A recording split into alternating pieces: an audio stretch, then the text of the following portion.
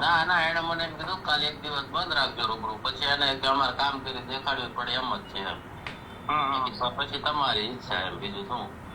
પછી એને કાલે એક દિવસ બંધ રખાયો ને આજે એને ખાલી ફોટા મંગાવ્યા છે, ફોટામાં હું કાઢીને દઉં એટલે નગરપાલિકામાંથી પાછું ઓલું કઈ કાગળ આપી દઈશ એવું એને કીધું.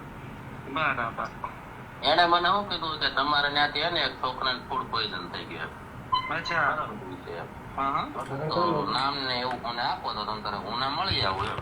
મારે જાણવું ને મારે અમારું ખાવા મેં કીધું અમારે રોજના 200 થી 300 જણા જમતા હોય. બરાબર છે. પેલા મેં કીધું અમે જમીએ છીએ, પછી મેં કીધું પેલા કારીગરો જમે, પછી અમે જમીએ, પછી મેં કસ્ટમર ચાલુ થાય. બરાબર, એટલે કોઈ તકલીફ જેવું નથી ને તો બીજું જોયું એટલે મેં કીધું સવારમાં ફોન કર્યો. ના તકલીફ જેવું કાંઈ નતું. આ તો એને દર્શાવવું પડે ઉપરથી ભી આવે કે નહીં. એણે મને કીધું કે ખાલી એક દિવસ તમે બંધ રાખજો, અમારી કામગીરી દેખાડવી પડશે. આરોગ્ય વિભાગની કામગીરી સામે સવાલો ઉભા કરતી કથિત ઓડિયો ક્લિપે ખળભળાટ મચાવ્યું છે. હોટલમાંથી મંગાવેલું ભોજન ખાધા બાદ થયેલા બાળકીના મોત મુદ્દે સમગ્ર ગુજરાતમાં એક તરફ ચકચાર મચી છે, ત્યારે સુરતના ધારાસભ્ય અને પૂર્વ આરોગ્ય મંત્રી કુમાર કાનાણીએ કથિત ઓડિયો ક્લિપને લઈને કટાક્ષ કર્યો. ઓડિયો ક્લિપમાં એક રેસ્ટોરન્ટના માલિક દ્વારા ઘટનાને લઈને ઉપરથી એક દિવસ માટે હોટલ બંધ રાખવા માટે કહેવામાં આવ્યું હોવાનો દાવો કરાઈ રહ્યો છે. મહત્વનું છે કે સમગ્ર મામલે કુમાર કાનાણીએ હાલના આરોગ્ય મંત્રી પ્રફુલ્લ પાનસેરિયાને પત્ર લખી આરોગ્ય વિભાગની કામગીરી બદલ અભિનંદન પાઠવ્યા છે. જો કે આ અભિનંદન સાથે જ કાનાણીએ સરકારની કામગીરીની પદ્ધતિ સામે કટાક્ષ કરતા અનેક સવાલો પણ ઉઠાવ્યા છે. પત્રમાં સરકાર દ્વારા કરવામાં આવેલી કાર્યવાહીનો ઉલ્લેખ કરતા કહ્યું કે ઘટનાને પગલે આરોગ્ય વિભાગ સક્રિય થયું અને કામગીરી હાથ ધરવામાં આવી તે બાબત આવકારદાયક છે. પરંતુ સાથે જ તેમણે એવી રજૂઆત કરી કે માત્ર ઘટના બને ત્યારબાદ કાર્યવાહી કરવાથી સમસ્યાનું કાયમી નિરાકરણ આવી શકે નહીં. કાયદો કડક હોવો જોઈએ અને તેનો અમલ પણ પ્રામાણિકતા તથા કોઈપણ પ્રકારના ભેદભાવ થવું જોઈએ. સાથે જ કાનાણીએ સરકારને વિનંતી કરી છે કે આરોગ્ય સંબંધિત કાયદા અને નિયમો માત્ર કાગળ પર ન રહે, પરંતુ તેનો અસરકારક અને ઈમાનદારીપૂર્વક અમલ થાય. નિયમોનો ભંગ કરનાર સામે નિયમિત તપાસ અને કડક કાર્યવાહી થાય તે જરૂરી હોવાનું તેમણે જણાવ્યું છે.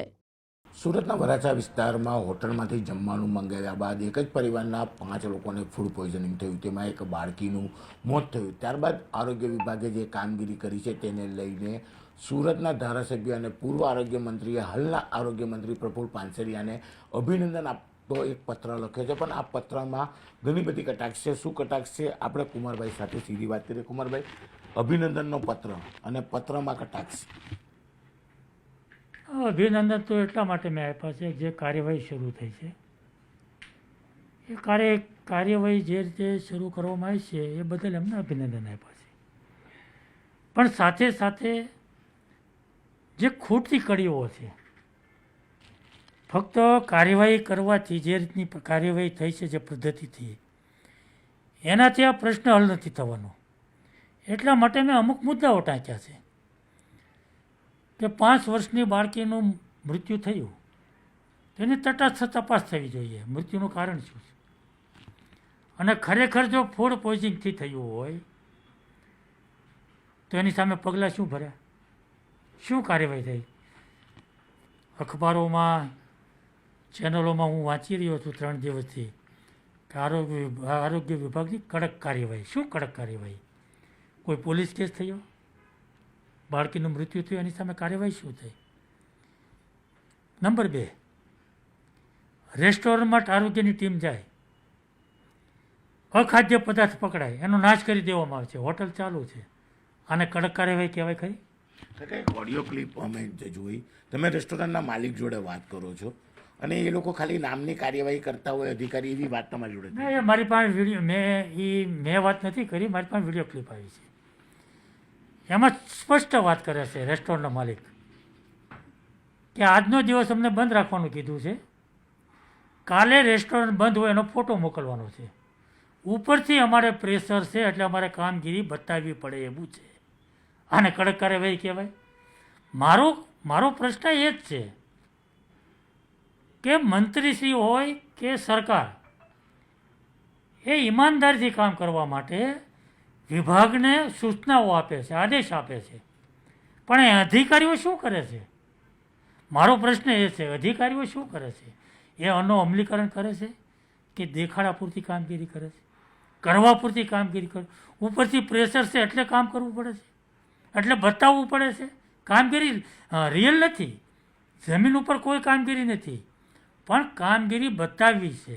એટલે રેસ્ટોરન્ટના માલિકને એમ કહે છે કે શટર બંધ હોય એવો ફોટો મોકલો, મારે બતાવવો પડે. એટલે તમે માનો છો કે આ બાળકીના મૃત્યુમાં આરોગ્ય વિભાગે ખાલી નામની કામગીરી કરી? 100%. લોકોમાં એક સારો મેસેજ જાય કે આ ઘટના બન્યા પછી આરોગ્ય વિભાગે ખૂબ સારી કામગીરી કરી છે, એવું મેસેજ આપવા માટેના પ્રયાસો છે. મારો પ્રયાસો એ છે કે કાયમી કાનો ઉકેલ આવે. ખાદ્ય પદાર્થની અંદર ભેળસેળ એ માનવ સમાજ માટે ખતરનાક છે. ત્રાસવાદી એક જગ્યાએ હુમલો કરે, 5-25 લોકો મરે, પણ આ તો લાખો લોકો ખાય, લાખો લોકોને શરીરનું સ્વાસ્થ્યની તકલીફો ઊભી થાય, એના જીવના જોખમ ઊભા થાય, લાખો લોકોને ત્રાસવાદ કરતાં પણ ભયંકર આ પરિસ્થિતિ છે. અને એટલા માટે આને નાથવા માટે, આને બંધ કરવા માટે, કાયમી ઉકેલ માટે એક કડક કાયદો બને. કડક કાયદો બન્યા પછી એનો કડક અમલ થાય, પ્રમાણિકમાંથી અમલ થાય અને આવા લોકોમાં ડર પેદા થાય. બિલકુલ. આ હતા કુમારભાઈ કાનાણી. તેમનું સીધું કહેવું છે કે ચોક્કસ ઘટના બની છે, પણ ઘટના બાદ માત્ર નામની કામગીરી, સારો મેસેજ જાય માટેની કામગીરી છે. આનાથી સમાજને મોટું નુકસાન છે, જેને લઈને તેમને આ પત્રમાં કટાક્ષ કરી છે. કાયદો કડક બનવો જોઈએ અને તેનું અમલીકરણની વાત કરી છે. હંમેશા લોકોના પ્રશ્નો માટે ઊભા રહેતા કુમાર કાનાણી દ્વારા આ પત્ર લખવામાં આવ્યો છે. કીર્તેશ પટેલ, ન્યૂઝ 18 ગુજરાતી, સુરત.